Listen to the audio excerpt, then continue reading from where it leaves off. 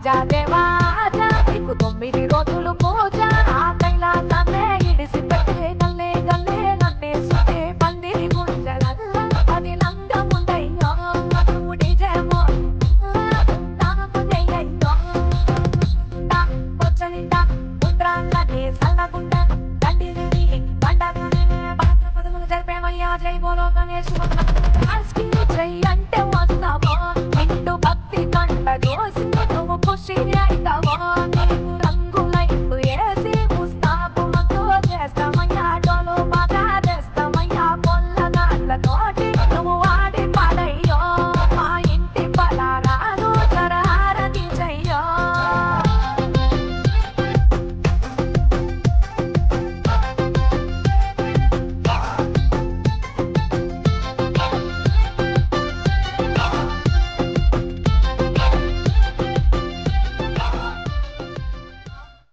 Dwarakanagar Yuvasena youth association ఆధ్వర్యంలో నిర్వహిస్తున్న గణేష్ మహోత్సవ కార్యక్రమంలో పాల్గొంటున్నాము.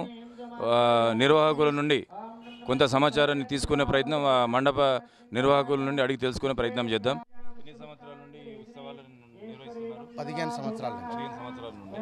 మరి మిగతా మీరు ఏ కార్యక్రమాలు ఇంకా చేయబోతున్నారు? నవరాత్రులు అంటే వరుసగా ఉంటాయి కదా, మీరు ఎట్లా ఏ రోజుకి ఆ రోజు ఈ కార్యక్రమాలు? రోజు రోజు పూజ కార్యక్రమం ఉంటుంది. దాని తర్వాత పసుపొట్టు కార్యక్రమం చేస్తాము. 1000 దీపాల కార్యక్రమం ఉంటుంది. తర్వాత అన్నదానం కార్యక్రమం ఉంటుంది. తర్వాత మహిళలకు సంబంధించిన దాండియా కార్యక్రమం ఉంటుంది. ఇక పిల్లల ఆటలు ఉంటాయి, గేమ్స్ ఉంటుంది. ఇలా ప్రతిరోజు ఒక్కొక్క కార్యక్రమంతో 9 రోజుల కార్యక్రమము. తర్వాత నిమజ్జనం కార్యక్రమం. ఇంతకుముందు సరూనగర్ చేసేవాళ్ళము. ఇప్పుడు మాకు ఎక్కడ అందుబాటులో ఉంటాడు ఉప్పలు, సరూనగరు, ట్యాంక్ బండ్ ఎక్కడన్నా 3 జాగాల్లో చేయడానికి.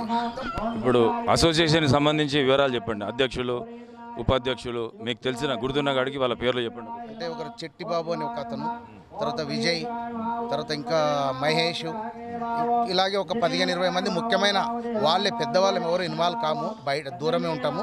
పిల్లలందరూ వాళ్ళు ఇన్వాల్వ్ అవుతున్నారు. ఈసారి కొత్తగా వాళ్ళు కాకుండా ఇంకా కొత్త పిల్లల్ని కూడా యాడ్ చేసి మళ్ళీ 15 సంవత్సరాలు అయింది కాబట్టి న్యూ జనరేషన్ కూడా యాడ్ చేస్తున్నారు. ద్వారకానగర్ యువ సేన యూత్ అసోసియేషన్ ఆధ్వర్యంలో నిర్వహిస్తున్నారు కదా కార్యక్రమం. గణేష్ ఉత్సవాల మీద మీ అభిప్రాయం? గణేష్ ఉత్సవాలు మేము ఎలా ప్రాపర్గా చేస్తాము. ఏదైనా పూజ అంటే పూజ టైంకి చేస్తాము. అన్నీ మన ఏదైతే కల్చర్ ఉందో ఆ కల్చర్ వైజ్గా చేస్తాము. దాంట్లో ఎలాంటి లోపాలు అయితే లేవు. ఏదైనా ప్రోగ్రామ్ నీట్ అండ్ క్లీన్గా ఉంటుంది. ఎలాంటి డిస్టర్బెన్స్ ఉండదు. ఎవరికి, కాలనీ వాళ్ళకి కాదు, ఎవరికి డిస్టర్బెన్స్ ఉండదు.